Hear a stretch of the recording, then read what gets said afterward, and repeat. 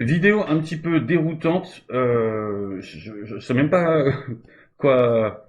Je sais même pas comment vous l'amorcez le truc. Tu sais, vous l'amenez. C'est, vous pourrez dire un French arabique qui s'étonne en fait du niveau culturel de la jeunesse. C'est déroutant. Donc on va écouter ce qu'il a à nous dire le monsieur, et puis on va un petit peu observer son état de choc, puis on va voir si on le partage ou pas, hein, d'ailleurs, parce que bon, son état dubitatif sur la néo-culture des néo-français.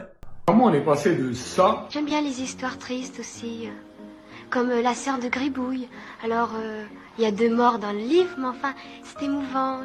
Est-ce qu'il t'arrivait de pleurer en lisant? Oui, plusieurs fois. Ah, ça, 55 ans plus tard. Est-ce que je t'ai adressé la parole? T'as quel âge? J'ai l'âge de ta mère. Ok. Et ben voilà, la France en 2025, en Machallah, la 2026. France. Machallah, ouais. Ouais. Dieu merci, ouais, Dieu T'es merci. pas content? Dans la première vidéo, on y voit des jeunes étudiants, leur T'as envie de... Oh là là là là là là. Waouh. Wow. J'avoue, c'est choquant, hein, mon ami. Hein. C'est choquant. passion, c'est la lecture. Ils nous racontent comment ils aiment bien lire les livres, les émotions que ça leur procure, etc. Et en plus, ils parlent avec une superbe élocution. Dans la deuxième vidéo, franchement, ça appartient au destin. J'ai pas d'autres mots. C'est quoi ça? S'il vous plaît, les parents de ces genres d'enfants-là, éduquez-les un minimum.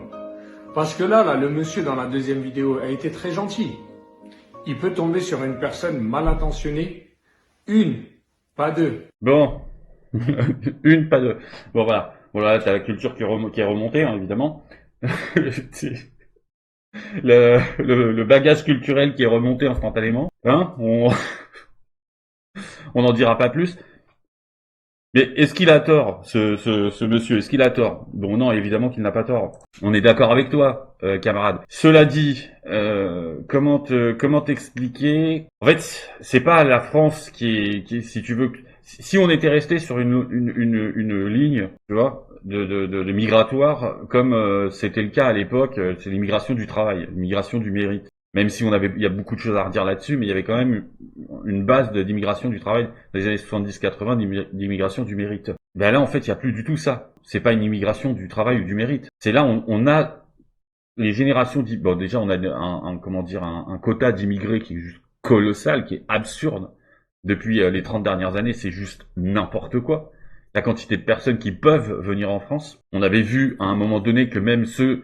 Maintenant, t'as un nouveau délire. J'avais fait une vidéo là-dessus. T'as un nouveau délire. C'est les pathologies psychiatriques sont une raison acceptée pour immigrer en France. Ça veut dire que l'État accepte que tu migres, et la raison pour laquelle tu migres, c'est que t'as des problèmes psy et que tu veux être soigné en France, et que du coup, ben, on va t'accepter parce que t'as un problème psy. C'est un monde à l'envers. Normalement, les taris, je reste chez toi en fait. Démerdez-vous avec vos taris en fait. À quel moment est-ce qu'on récupère les tarifs du monde entier? Enfin bref. Et après on s'étonne qu'il y a des trucs, des actes de barbarie, viol avec torture et machin truc. Mais non, mais en fait, vous importez des malades mentaux. Vous importez des criminels, parce que le Maroc a vidé ses prisons à un moment donné. Enfin, je sais pas si les gens s'en rappellent, hein. Mais le Maroc s'est fait griller en train de vider ses prisons. Il payait les prisonniers pour les faire sortir en leur disant, ben, t'es libre, mais pas chez nous. Donc tu montes sur le bateau, tu te casses, on te file un petit billet et tu te casses là-bas. Ils ont vidé leur prison, les mecs. Et combien de pays ont fait ça? On n'en sait rien. Voilà. On n'en sait rien. Donc, oh là là là là. Donc nous, on a récupéré une quantité de tarés, de machins dégénérés. Donc il est évident que si des gens qui ont été élevés également dans la haine de la France, c'est-à-dire que lorsqu'ils vont en cours, tu sais, là tu parles de lecture, tu parles de machin, mais lorsqu'ils vont en cours, mais qu'est-ce qui se passe? Les gauchias et les profs de gauche ne vont pas les amener à des lectures qui pourraient les transcender. Ou des auteurs, hein, en tout cas, qui pourraient les transcender. Donc qu'est-ce qui se passe? Ben, il se passe que les mecs, en fait, sont élevés dans une espèce de haine de la France permanente, et du français, du blanc, pour certains. Donc, c'est évident qu'après, ils se comportent comme des merdes dans la rue. Il n'y a pas de notion du vivre ensemble. Comme ce putain de vivre ensemble de Mongols, là. Et du putain, mais ça, c'est un cancer pour les French patriotes, hein. C'est un putain de cancer, c'est une maladie mentale, hein. C'est là, on va réussir à vivre non, on réussira à rien du tout, il n'y a pas de vivre ensemble. Tous ceux qui sont venus, qui sont chez nous actuellement, vivent en communauté, entre eux. Voilà. Et ils le revendiquent, ils en sont fiers, etc. D'accord? Ils disent, toi, d'être accueillant avec le monde entier, mais eux, en fait, ils en ont rien à foutre du monde entier, ils sont juste entre eux. Donc non, c'est un délire, tu vois. Donc évidemment, ils sont entre eux, ils appliquent leur code culturel, et dans leur code culturel, visiblement, ben, la lecture et l'élévation de l'esprit, tu vois, comment on pourrait dire, aiguiser leur raisonnement, ben ça fait pas partie de leur priorité dans leur culture. C'est pas nous qui l'inventons, ce sont des faits. Et donc on se retrouve avec des cassos comme ça. Mais les cassos comme ça, camarades qui s'expriment là sur la vidéo, je ne sais pas qui est ce monsieur, ben c'est quoi ben, ça vient de chez qui? Ça vient pas de chez nous, mec. Ça vient de chez toi. Donc je suis content que toi tu sois offusqué de ça. Tu vois, j'en suis ravi, parce que ça peut sous-entendre aussi que si t'as des enfants, bah t'essaies de les cultiver un peu, enfin tu sais, de les pousser, en tout cas, à raisonner, à se cultiver, etc.